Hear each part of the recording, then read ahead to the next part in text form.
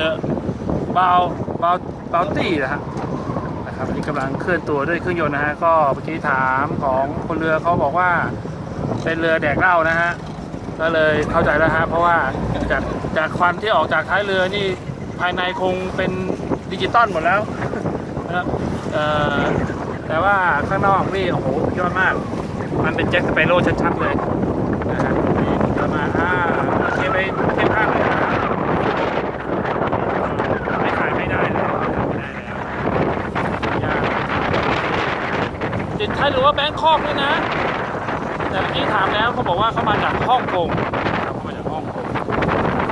โอ้โหนี่สุดยอดมากเห็นว่าจะไปที่ภูเก็ตนะครับแล้วก็เลยไม่ทราบว่าไปภูเก็ตที่ไหนชื่อไฟล์กันแหละนะโอ้โหดูสปอร์ตนี่กระโดงนี่3กระโดงนะมีอะไรนะเรียกหอดูทางข้างบนนี่มีไหนอ๋อนี่นะครับเดี๋ยวตะเคสุดยอดนะฮะอันนี้ทิ้งสมออยู่แต่สังเกตว่ามีโซ่ด้านหน้าขยับไปน